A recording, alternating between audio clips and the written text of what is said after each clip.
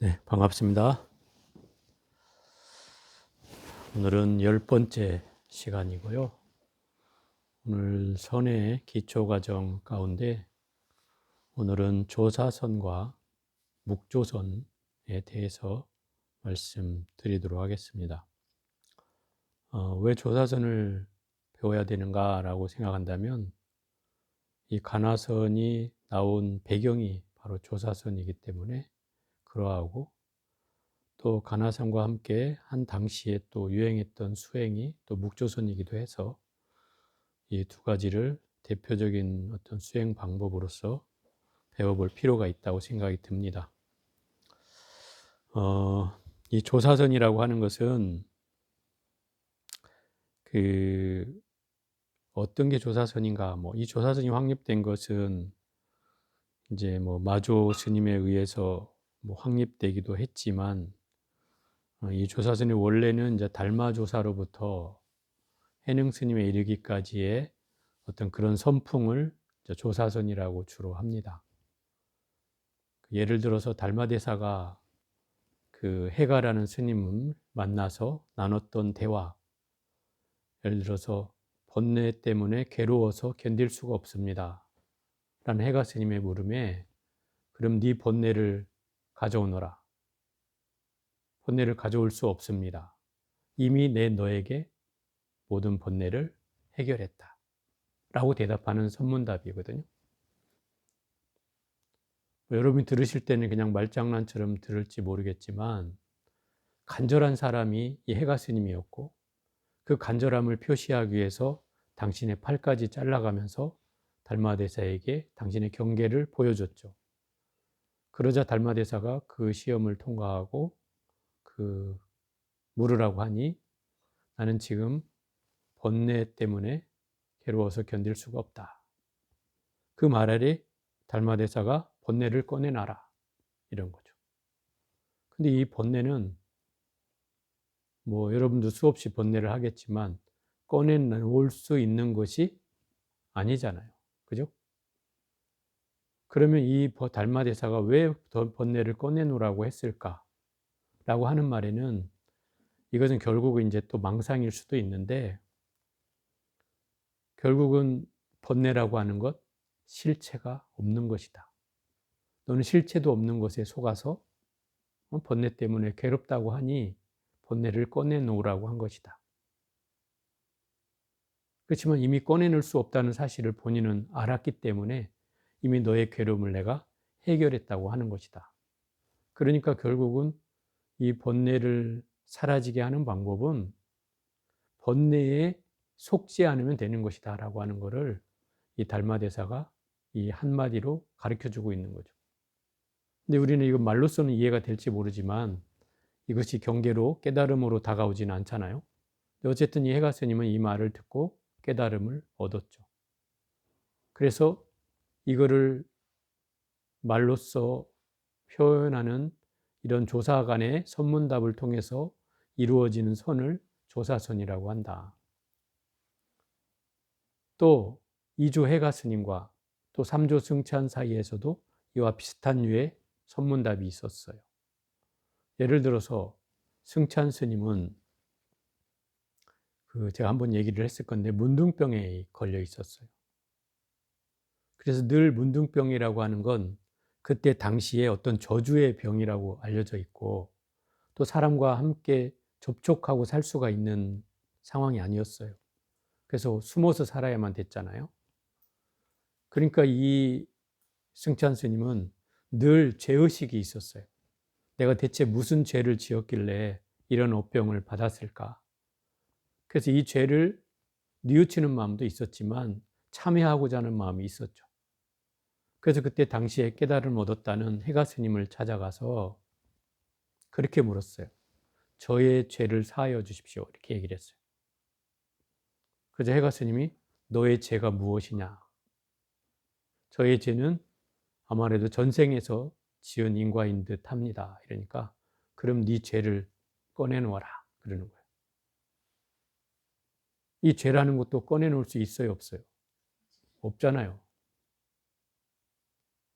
그 말을 듣자마자 꺼내놓을 수가 없습니다. 이러니까 이 해가 스님이 그러니까 내가 네 죄를 이미 사했노라. 그런 거죠.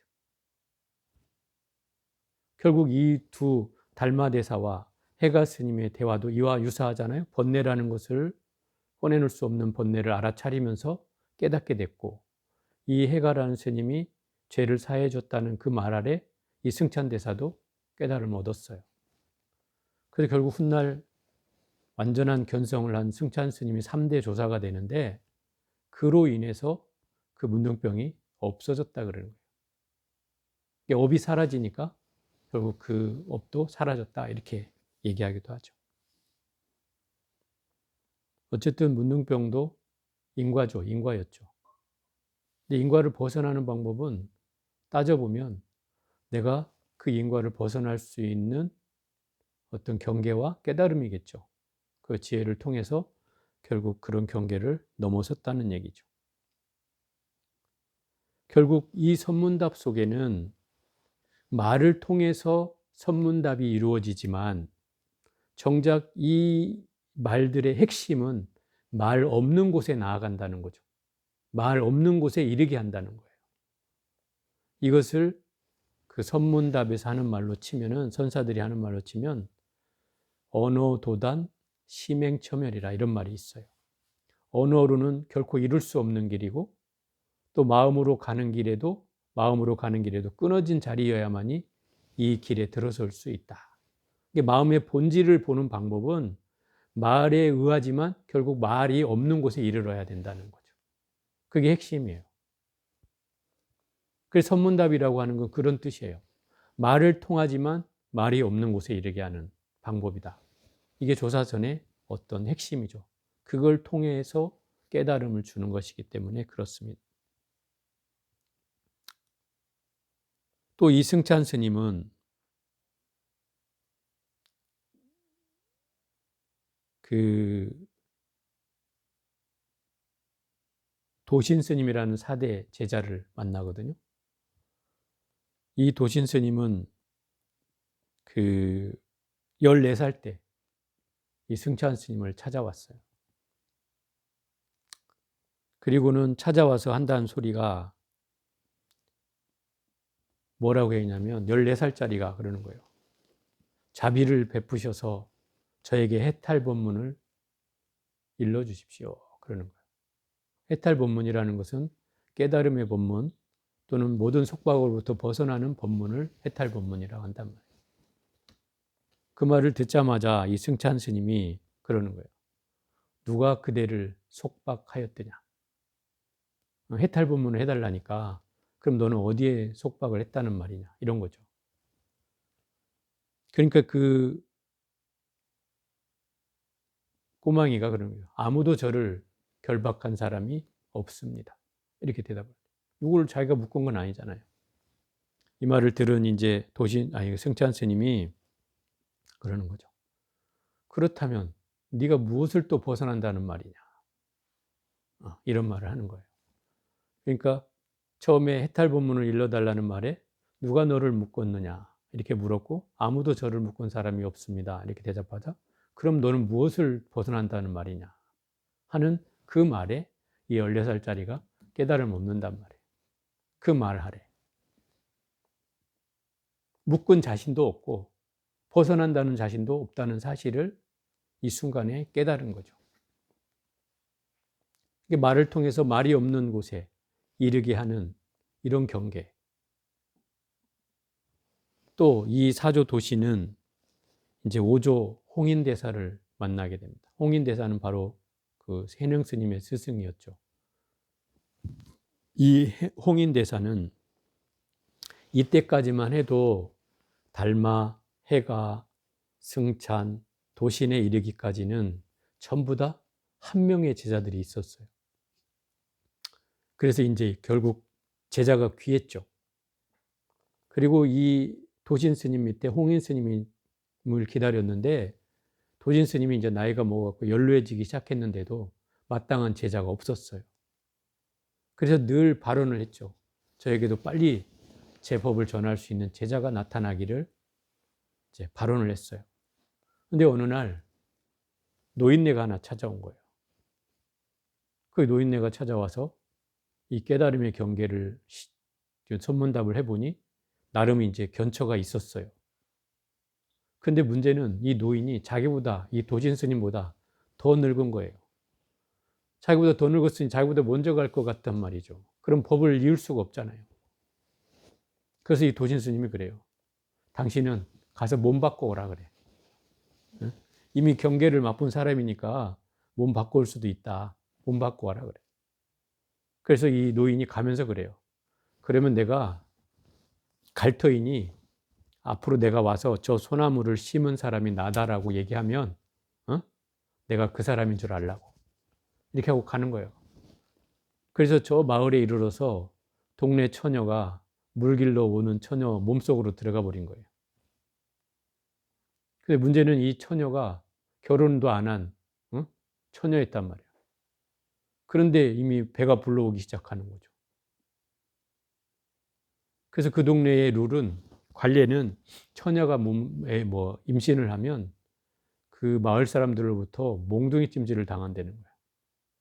그래 아버지가 배가 불러오는 딸을 보면서 걱정을 하기 시작하는 거죠. 그래서 딸한테 그러는 거예요. 너 여기 있다가는 맞아 죽을 것 같으니 잠시 몸을 피해서 애를 낳은 다음에 돌아오라. 그러는 거예요. 그래서 이 딸이 혼자 그 몸에 태중에 있는 태를 이끌고 갔어요. 나갔어요. 집 마을을 떠나서 이제 산천 경계를 막 떠돌아다니는 거죠. 근데 희한한 것은 어디를 가도 진중한 대접을 받는 거예요. 아주 거지꼴로 다니는데도 막 어디 가면 밥도 차려주고 막 심지어 먹을 것, 잘 때 막 이런 게 어디 가도 이 사람은 막 누구든지 대접을 해주는 거예요. 진중한 대접을 받았어요. 그래서 결국 아이를 다른 곳에서 낳게 되었고, 낳고 나서도 몇 년을 이제 젖동량도 하고 이러는데도 전혀 저기 하지 않았어요. 어렵게 살지 않았다고.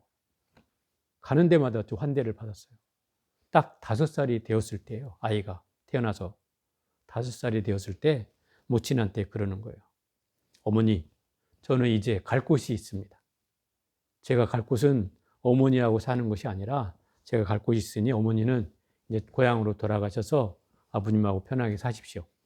저는 갈 곳이 있어. 갈 거입니다. 5살 먹은 애가 그래 어머니하고 이별을 하고 그 길로 바로 이 도신 스님을 찾아가는 거예요. 그래서 도량에 들어서자마자 재송이 왔습니다. 큰 소리를 치는 거지. 재송이란 말이 심을 재, 소나무 송자다. 소나무를 심은 놈이다. 이제 이런 소리를 하는 거죠. 그래서 그 도신 스님이 막 신발도 안 신고 막 뛰어나오는 거예요. 마치 기다렸으니까. 진짜 보니까 5살 먹인 꼬맹이가 왔거든. 꼬맹이하고 이제 거기서 먹거량을 하고 다시 제자로 이제 받아들이죠.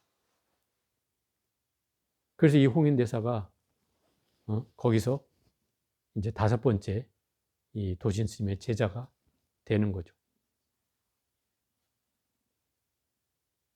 이 홍인대사는 재밌는 것이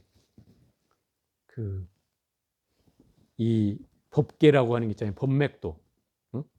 그 달마로부터 지금 5대까지 왔잖아요. 계속 내려갈 거 아니에요. 그래가지고 이게 한국으로도 전해지거든요. 그 중국에서 수많은 조사들이 생겨요. 그런데 이 사람은 3번을 태어나요. 이 홍인대사는. 이 조사들로 3번을 태어나요. 그래서 그 당나라 때인가 언젠가 스님 중에, 당나라가 아니 그 이후인가 보다, 한 고려 때쯤 되는 우리나라로 치면 그때 시기에 오조 법연 스님이라는 분이 있어요. 오조 법연 스님. 이 스님 호가 오조야. 오조가 무슨 말이에요? 5번째 조사라는 뜻이죠. 그러니까 이 홍인대사가 다시 태어났다 이 말인 거예요. 아니죠. 아니 5번째 조사였다고. 5대 조사. 이게 도신의 다음이 홍인대사잖아요. 이 홍인대사가 5대 조사란 말이에요. 달마로부터, 달마가 초조, 그 다음에 해가가 2조, 승찬이 3조, 그 다음에 도신이 4조, 홍인이 5조. 이게 이 오조란 뜻이란 말이야. 그 오조가 다시 또 태어나. 그렇지. 그래서 오조 법연이라고 한다. 실제로 이런 조사들은 자기들이 이렇게 환생을 할 수 있었기 때문에 불교가 이제 힘들 때마다 중흥조로서 이렇게 태어나기도 했다는 뜻이에요. 그러니까 어찌 됐든 이 분이 오조가 되었고, 이게 지금 벌써 다시 태어났잖아요. 여기서도 두 번이나 태어났으니까 오조로 또 태어났으니까 세 번을 태어난 셈이죠. 그리고 어쨌든 이 홍인대사의 밑에는 이제 해능 스님이라는 스님이 찾아왔고, 뭐 해능 스님 너무나 잘 아시겠지만 일자무식인 그 아주 가난한 쓰러져가는 양반집의 자제로 태어났지만 아버지가 일찍 돌아가신 바람에 먹고 살기가 힘들어서 글도 배우지 못했다. 그래서 어머니 홀어머니를 모시고 사는데 뭐 먹고 살 일이 없으니 맨날 숲속에 가서 나무나 해다가 그걸 팔고서 그걸로 이제 끼니를 때우는 이런 일을 매일같이 반복했던 일을 했는데, 이제 금강경 읽는 소리를 듣고 이분은 이제 그 대화를 하기 전에 그거죠. 금강경을 읽는 그 나그네의 소리를 듣고 거기서 응무소족이 생기심하라 제 10분에 나오는 이 소리를 듣고 한 견처를 맛봤다. 마음이 워낙 시원해지는 느낌을 받아서 그 나그네에게 찾아가서 이 경전이 무슨 경전이냐고 물었고, 그분이 금강경이라고 알려줘서 이게 금강경인 줄 알았어요.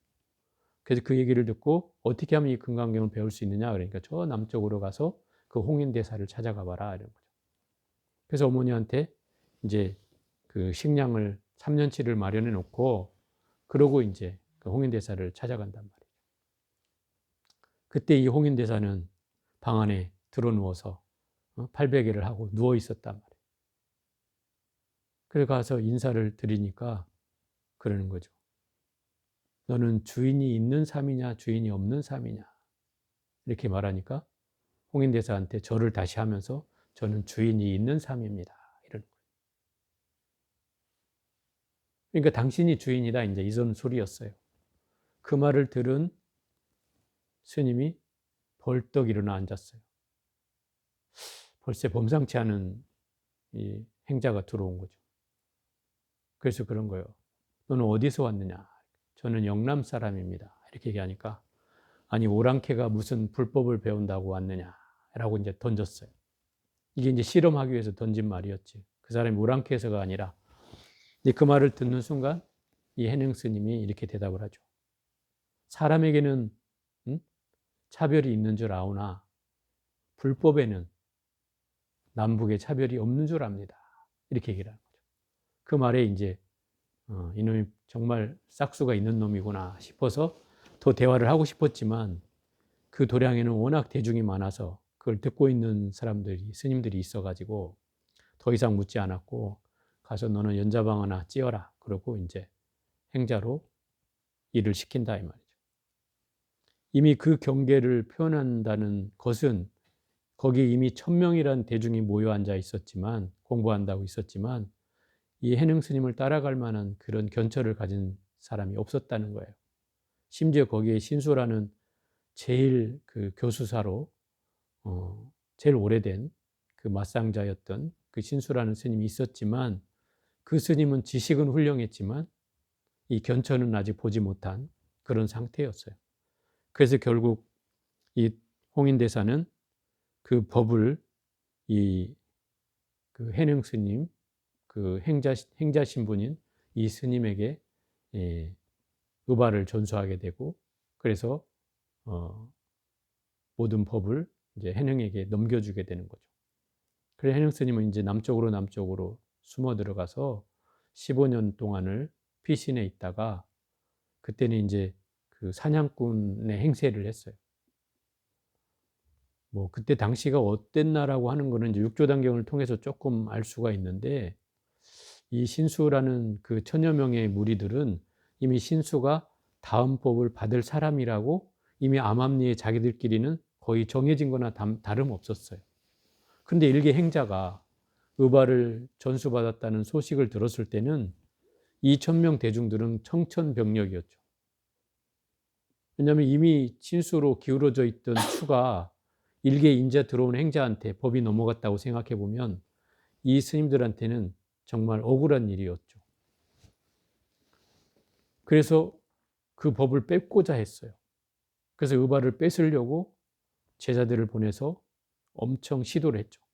심지어 그 육조단경에는 자객까지 보내가지고 그 육조 스님을 해치려고까지 했어요. 막 산에 불을 내기도 하고 또 가서 자객을 보내갖고 자객을 죽이려고 보내기도 했고 뭐 이런 것들이 경전에 묘사되어 있죠. 그런 걸 보면 어쨌든 행흥 스님은 많은 위협을 받고 또 그래서 숨어 살기도 했던 것 같아요. 또 젊기도 했고. 그래서 30대 중반에 이르러서야 이제 법을 처음으로 그 남아선사라는 곳에서 펴기 시작했죠. 그리고 나서 이제 결국 이제 그 수많은 제자들이 이 해능 스님으로부터 나오게 되는 거예요. 그때가 이제 우리 예불할 때 나오는 오파불류, 5개의 파로 나눌 정도로 제자들이 만들어져서 무슨 뭐 조동종, 뭐 위양종, 뭐 임재종 해가지고 5개의 종파로 나눠지게 되죠. 제자가 5명이나 생겼다는 뜻이에요. 이 사람들이 다 해능의 제자가 되는 거예요. 다 스승이 될 만한 그런 어른들이 이렇게 생겨났다는 뜻이죠. 그래서 이렇게 5명의 흐름으로 이제 만들어지는데 이 중에는 뭐 그 스승의 가풍을 이어서 한 사람도 있지만 어떤 사람은 이제 소위 말하면 묵조선, 그래서 침묵으로서 뭐 화두나 이런 걸 들지 않고 선문답도 이런 것도 안 하고 이제 묵묵히 자기를 관조하는 곳으로서 수행을 삼는 걸 묵조선이라고 해요. 이런 부류도 파도 생겼고 또 어떤 파는 이제 뭐 연불 하는 걸로써 이제 수행을 삼는 이런 움직임도 생겼고 이제 이런 여러 가지 흐름이 이제 생겨나게 된 거죠. 깨달음을 얻는 데는 무슨 뭐 꼭 화두만 들어야 된다는 이런 건 아니고 또 조사선만 해야 된다는 것도 아닌 이런 경계가 이제 다양하게 발전하게 되는 이제 계기가 되는 거죠. 어찌됐든 결국 이 조사선은 이 가나손의 원류이기도 하지만 바로 모든 이 달마로부터 내려오는 동안에 이루어진 수행 방법이라고 할 수 있어요. 조사들끼리 선문답을 통해서 말이 있는 곳에서 말이 없는 곳으로 이르게 하는 본질을 보게 하는 그런 선문답이었죠. 근데 이게 후대로 갈수록 이제 문제가 생겨나는 게 뭐냐면 이 선문답이 마치 뭐 예상 문제처럼 내 머리에 입력돼 있어요. 그래서 누가 물으면 이렇게 대답하면 저 사람 마음의 견처를 봤다고 하는 경우가 생길 수 있는 거예요. 말하자면 마음의 견처를 보지도 않았는데 대답을 알고 있으니까 그 대답을 이제 일부러 해가지고 마치 마음을 본 것처럼 숨기는 사람들이 생겨나겠죠. 그런 사람들 때문에 이 조사선이 뭔가 이제 혼탁해지기 시작하는 거예요. 수행을 제대로 하는 사람과 제대로 하지 않고 겉 흉내만 내는 사람들 사이에 이런 문제가 생겨났겠죠. 그래서 결국 이 가나선이라는 게 만들어진 이유예요. 그렇게 해가지고는 마음의 견처를 볼 수가 없다.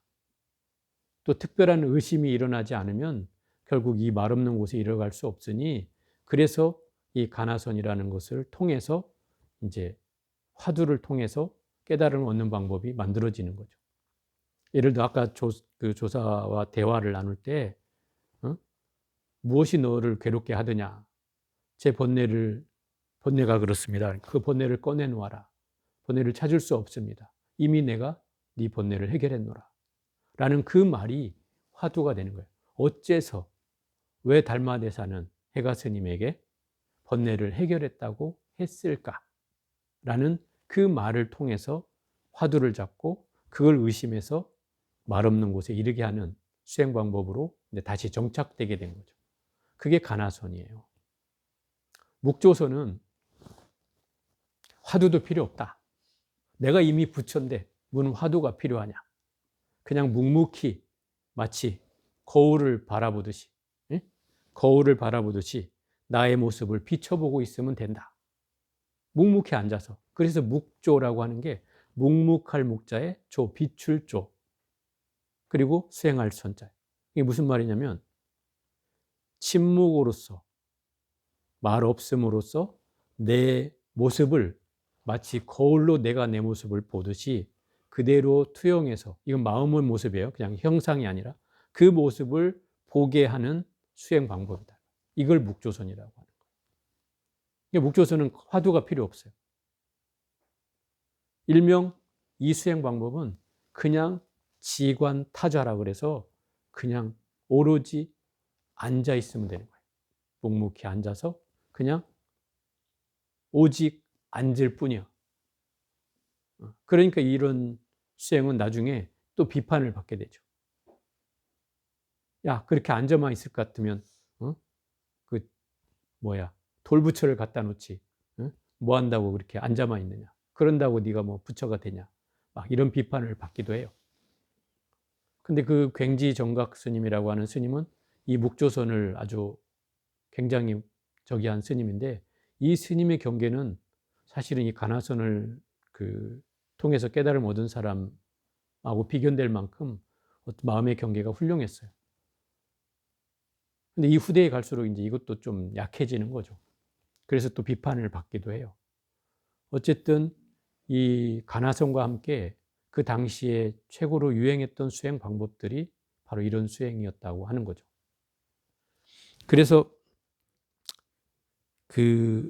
이런 수행 방법이 조사선이고 또 묵조선이고 이렇다는 겁니다. 왜 이런 수행 방법을 제가 열거하느냐면, 우리가 수행을 해나갈 때 이런 방법들이 사실은 참고가 되기도 합니다. 우리가 하고 있는 수행 방법은 일종의 가나선이라고 할 수는 없어요. 우리가 화두를 드는 사람은 가나선이라고 할 수 있겠지만, 그냥 나무불만 하는 것은 가나선이라고 하긴 힘들죠. 그래서 어찌 보면 묵조선에 가깝죠. 나무불을 통해서 나의 본질을 보게 하는 이런 방법이기 때문에, 또는 부처님의 수행 방법인 호흡법, 수식관에 좀 닿아 있는 부분도 있고요. 이게 다 어떤 거다라고 단정 짓기는 뭐하지만 이런 경우가 있죠. 그래서 결국은 이런 수행 방법들이 이제 전통적으로 해왔던 수행 방법에서 시대와 역사에 따라서 조금씩 변화 발전돼 온 거예요. 그러니까 예를 들어서 예상 문제집을 생각하고 어떤 답변을 알고 있어진다면 이 조사서는 너무 간단해지는 게 되는 거예요.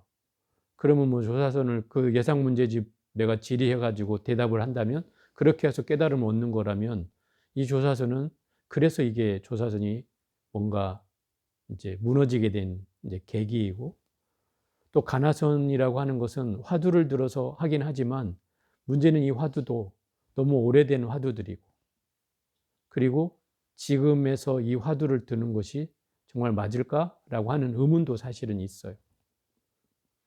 요즘에 어떤 문제를 들어야 되는 거 아닌가? 뭐 이런 얘기를 하기도 해요.